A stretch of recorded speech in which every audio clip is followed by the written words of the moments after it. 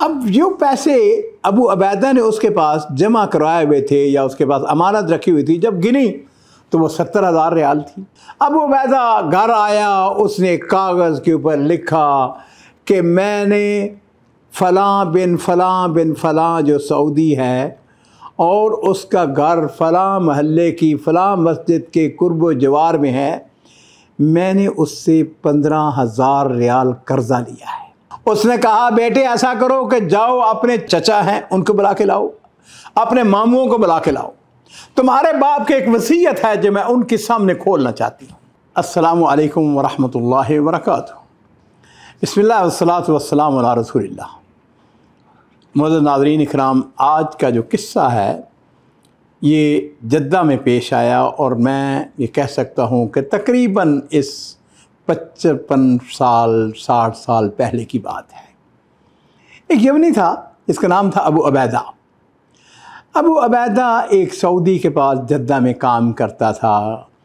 कारोबारी तौर पर दोनों अपने शरीक भी थे। वो छोटा मोटा मुकाबलात का काम, कोई बिल्डिंग मटेरियल, कोई बिल्डिंग ख़रीदना, उसकी मुरम्मत करके उसको बेच देना, इस तरीके से छोटे मोटे। और उस ज़माने में काम तो था, लेकिन ये कहा जाए कि उसका मुआवजा बहुत मिलता था। लेकिन बहरहाल सऊदी अरब की अपनी बरकतें, खैर अल्हम्दुलिल्लाह मुल्क बड़ा खैर वाला है, बड़ी बरकत वाला मुल्क है।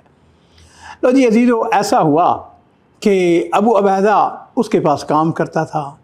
एक दिन जो उसका पार्टनर था अबू मोहम्मद सऊदी, वो उससे कहने लगा अबू अबैदा ये बताओ कि जो पैसे तुम्हारे पास बच जाते हैं, जो तुम कमाती हो, उसको क्या करते हो? उसने कहा कि कुछ पैसे जो है वो मैं अपने जो बच्चे हैं, मेरी बीवी है, मेरे बेटे हैं, मेरे अजीज़ हैं, मैं उनको मैं यमन में भिजवा देता हूँ, और कुछ पैसे मैं अपने पास पसंदाज उसको मैं महफूज रखता जाता हूँ। अबू मोहम्मद कहने लगा देखो ऐसा करो कि ये पैसे तुम ऐसा मेरे पास रखते जाओ अमानत के तौर पर। उसने कहा बात तो ठीक है, माकूल बात है। लो ये अजीज़ो, ये अबू अबैदा कोई 2000, कोई 1000, कोई 5000, जैसे उसके पास कोई पैसे आते वो उसके पास जमा करवाता चला गया। एक दिन अबू मोहम्मद उसके पास आया, आके कहने लगा अबू अबैदा ये हमारे घर के करीब जो मस्जिद है ना, उसके कुर्ब जवार में एक घर बिक रहा है, और जो सऊदी है वो मेरा दोस्त है, उसने मुझे कहा है कि ये घर मुझसे ख़रीद लो। घर बड़ा माकूल है, ऐसा करते हैं कि जाकर उसको देखते हैं। अबू अबैदा कहने लगा कि मैंने उसको क्या कर रहा है? उसने कहा मेरा मशवरा तुम्हें ये है, देखो कि तुम इसको ख़रीद लो। उसने कहा मैं कैसे ख़रीद सकता हूँ भाई, मेरे पास ना तो इतने पैसे हैं और ना ही वो मेरे नाम लग सकता है। उसने कहा ठीक है, तुम्हारे पास पैसे नहीं हैं ज़्यादा, लेकिन वो जो तुमने मेरे पास पैसे जमा करवा रखे हैं वो देखते हैं। खैर अरे लो, उसने कहा चलो जाके घर देखते हैं। लो जी, उन्होंने जाके घर देखा, घर पसंद आया उसको, बड़ा सा उसका सहन और उसके कुछ कमरे बने हुए। और ये ज़माना जो है ये ज़माना सस्ता ज़माना था। लो जी, उसने उसको कायल कर लिया। उसने कहा कि ऐसा है कि मैं अपने नाम पे तो ख़रीदता हूँ, लेकिन ये घर तुम्हारा है। उसने कहा ठीक है। मालिक मकान के पास जा पहुँचे, उसने उसको इशारा किया, उसने कहा मत बताना कि ये मैं ख़रीद रहा हूँ। हाँ भाई, कितने का इसकी कीमत है? उसने कहा 1 लाख रियाल। उस ज़माने में 1 लाख रियाल बहुत बड़ी रकम थी। उसने कहा देखो हम तुम्हारे हमसाए हैं और मेरे लिए कितना छोड़ते हो? करते करते आपस में वो उसने 85,000 रियाल के अंदर जो है वो उसने कहा कि 85,000 रियाल उसकी डन। उसने कहा ठीक है, 85,000 रियाल ओके है। अब जो पैसे अबू अबैदा ने उसके पास जमा करवाए हुए थे या उसके पास अमानत रखी हुई थी, जब गिनी तो वो 70,000 रियाल थी। उसने कहा भाई मेरे पास तो 70,000 रियाल हैं। उसने कहा कोई बात नहीं, बाकी 15,000 रियाल मैं अपनी तरफ से तुम्हें बतौर कर्ज दे देता हूँ। उसने कहा ठीक है। लो जी नाज़रीन इकराम, वो मकान ख़रीद के था तो वो सऊदी के नाम, लेकिन उसकी मलकियत किसकी थी? वो अबू अबैदा की थी। अबू अबैदा घर आया, उसने कागज़ के ऊपर लिखा कि मैंने फ़लाँ बिन फ़लाँ जो सऊदी है और उसका घर फ़लाँ महल्ले की फ़लाँ मस्जिद के कुर्ब जवार में है, मैंने उससे 15,000 रियाल कर्ज़ा लिया है और जब भी मुझको मुयस्सर होगा मैंने उसको अदा करना है। नाज़रीन इकराम, जोया उसने ये एक वसीयतनामा लिख के उसने अपने कपड़ों के अंदर या संदूक के अंदर जहाँ भी था उसने उसको रख दिया। कुछ चंद हफ्ते गुजरे तो उसने अबू मोहम्मद से कहा, उसने कहा कि मैं अपने बच्चों से मिलने के लिए जा रहा हूँ। उसने कहा बिस्मिल्लाह तवक्कल अल्लाह। जिस वक़्त वहाँ पर यमन की हदूद के अंदर दाखिल हुआ तो सुबहान अल्लाह रोड एक्सीडेंट होता है, और रोड एक्सीडेंट के नतीजे में वो शदीद ज़ख्मी हुआ। पुलिस आई, उन्होंने आके उसका सामान चेक किया, पासपोर्ट चेक किया, पता चला कि ये सऊदी अरब के अंदर मुकीम है। उसके कपड़ों की तलाशी ली गई, उसमें से उसका एड्रेस निकल आया। पुलिस ने रब्ता किया, उसकी बीवी आ गई, बेटा उसका था उस वक़्त तकरीबन उसकी 18-19 साल उम्र थी। नाज़रीन इकराम, उसका इलाज होता रहा हत्ता कि हॉस्पिटल वालों ने एक दिन कहा कि इसको ले जाओ। हाँ जी, हमने इसका जितना इलाज करना था कर लिया, लेकिन अल्लाह ताला को जैसे मंजूर उसको लेके गए घर में, उसकी कोई खिदमत खातर करते रहे कि वो अल्लाह के पास चला गया। अबू उबैदा दुनिया से रुखसत हो चुका है। घर वालों को नहीं पता है कि उसने वहाँ पे मकान ख़रीदा है या उसकी मलकियत में है।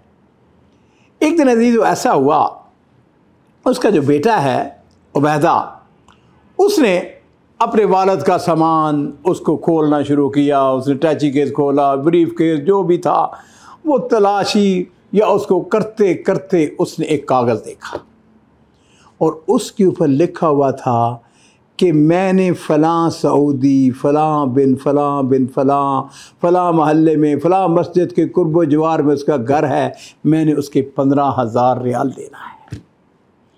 उसने शोर मचा दिया। उसने कहा अम्मा ये देखो मेरे बाप के ऊपर कर्ज़ा है और मेरा बाप तो कब्र में जा चुका है, और अब उसके ऊपर जो है वो हिसाब किताब है, ये मामला जो है ये लेने देने का है, ये तो माफ़ी नहीं हो सकती। मेरे बाप के ऊपर कर्ज है, मेरी जिम्मेदारी बनती है कि मैं अपने बाप का कर्ज वापस करूं। यहाँ मैं आपको बताना भूल गया कि ये जो अबू उबैदा था उसके जो थे ना सामान, उसमें से 20,000 रियाल उसने जमा किया हुआ था। वो इस दौरान में वो उसके ऊपर खर्च होता रहा। खैर वो घर वालों ने खर्च कर लिया था अपने ऊपर।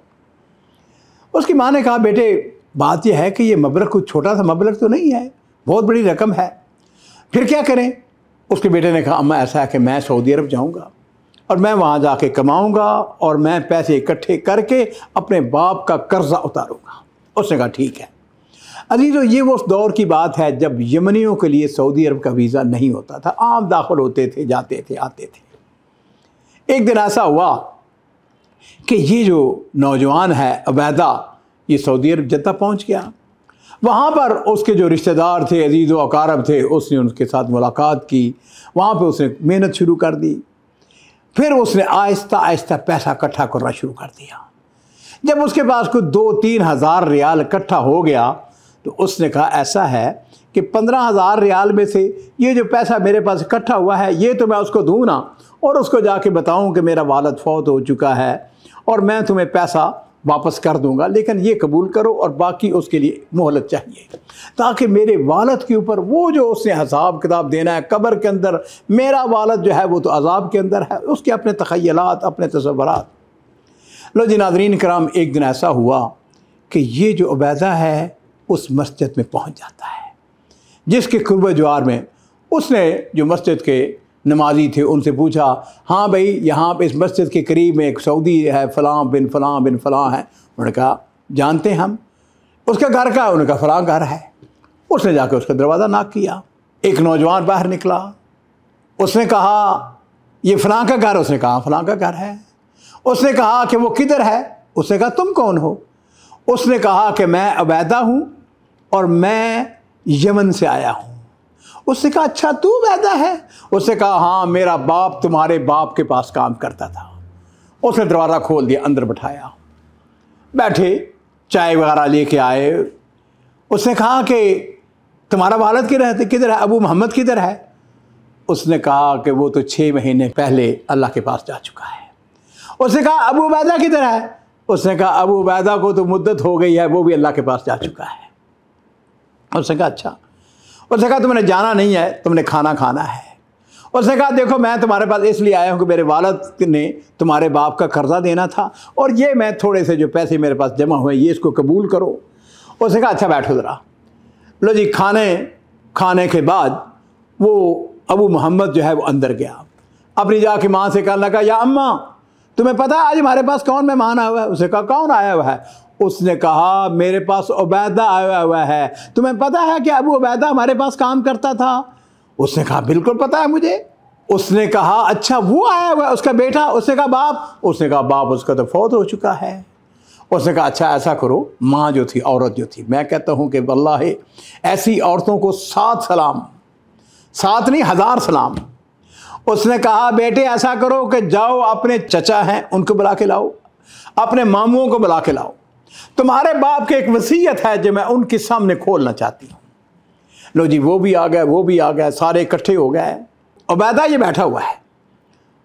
उन्होंने वसीयतनामा उसने खोला, उसने लिखा मैं फलां बिन फलां बिन फलां पूरे होश हवास के साथ इस बात की गवाही देता हूँ कि मस्जिद फलां के करीब में जो बैत है, जो घर है, वो मेरा नहीं है बल्कि वो अबू उबैदा यमनी का है। हाँ अलबत्ता मैंने उससे 15,000 रियाल लेना है, वो उसके ऊपर कर्ज है। मैं अपने लवाहिकीन को ये वसीयत करता हूँ कि ये घर मेरा नहीं है, ये उनका है, ये मेरे पास अमानत है, जब भी वो आए उसको वापस करना है।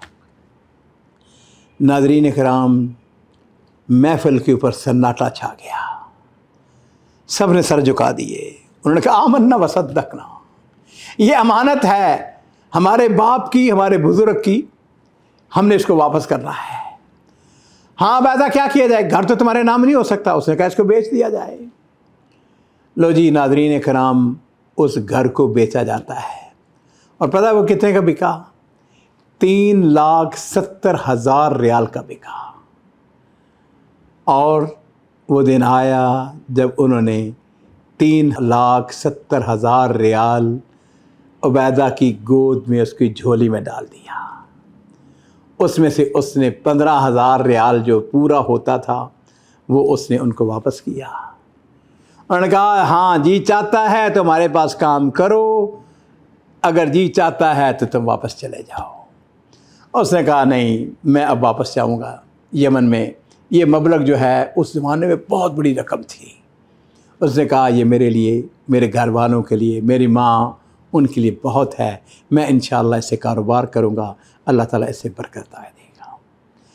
नाज़रीन किराम, किस्सा ख़त्म हो चुका है। सिर्फ मैं इतनी बात कहूँगा, अब यकीन जानिए मुझ समेत हमने सब ने इस दुनिया से जाना है। अलबाक़ियातुस सालिहात, नेकी, खैर, तकवा, किसी के हकूक़, अमानतें, ये कुछ छोटी बातें नहीं हैं। दुनिया के अंदर क्या है, किसी वक्त भी गुबार है, हवा निकल जाएगी, फौत हो गए, मर गए। याद रखिए ये जो अमानतें हैं, लेन देन के मामलात हैं, पहली बात है इसको लिखें। अगर उसने वो ना लिखा होता और उसके सामान से वो चीज़ बरामद ना होती, किसी को पता ही नहीं चलना था।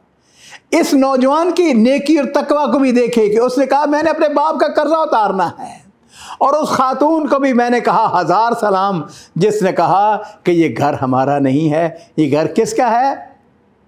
ये घर जो है वो अबू उबैदा का है।